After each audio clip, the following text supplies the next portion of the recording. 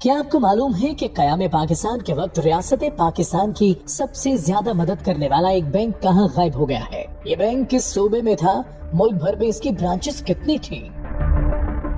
ناظرین، اس مالیاتی ادارے کا نام بینک آف بہاولپور تھا۔ ریاست بہاولپور نے پاکستان کے ساتھ الحاق کے بعد نئی مملکت کے ساتھ جتنا غیر معمولی تعاون کیا، غیر معمولی مالی مدد کی، غیر معمولی قربانیاں دی، اتنی ہی غیر معمولی ناانصافیاں اس ریاست کے ساتھ برتی گئیں۔ قیام پاکستان کے وقت متحدہ ہندوستان میں وجود رکھنے والی آزاد ریاست بہاولپور نے قیام پاکستان کے 1.5 ماہ بعد 3 اکتوبر 1947 کو اپنی خوشی اور رضامندی کے ساتھ پاکستان کے ساتھ الحاق کا اعلان کیا۔ اس ریاست نے نئی مملکت اور بانی پاکستان کے ساتھ کتنا غیر معمولی تعاون کیا، اس کی تفصیلات سے قبل اس ریاست کے ایک بڑے بینک کے لاپتہ ہونے کی حیران کن کہانی آپ کو بتاتے ہیں۔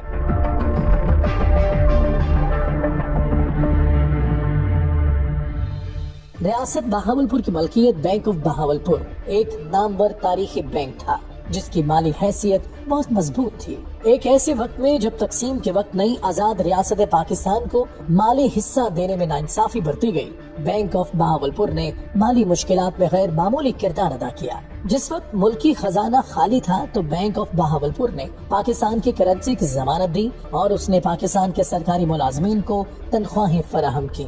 بانی پاکستان نے نواب آف بہاولپور کی ان خدمات کو خوب سراہا۔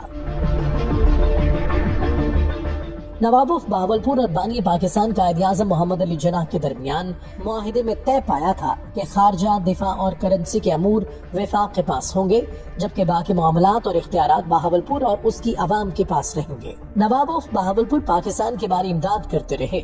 اس وقت بہاولپور کو ایک الگ صوبے کا سٹیٹس حاصل تھا، لیکن 1970 میں جب 1 یونٹ کا خاتمہ ہوا تو نواب آف بہاولپور کی رضامندی حاصل کیے بغیر بہاولپور صوبے کا سٹیٹس ختم کر کے اسے تخت لاہور کے سپرد کر دیا گیا۔ اتنی بڑی ناانصافی پاکستان کی تاریخ میں منفرد اور افسوسناک واقعہ ہے۔ ایک آزاد صوبے کو دوسرے صوبے میں ضم کر دیا گیا جو بانی پاکستان کے ساتھ کیے گئے معاہدے کی سنگین خلاف ورزی تھی، اور اس کی خود مختاری ختم کر دی گئی۔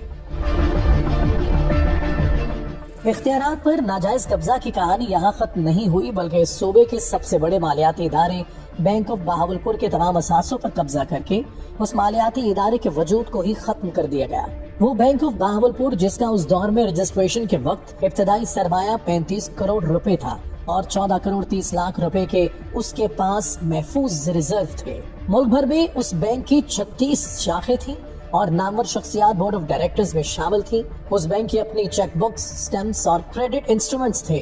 اس کو مافیا نے ہڑپ کر لیا۔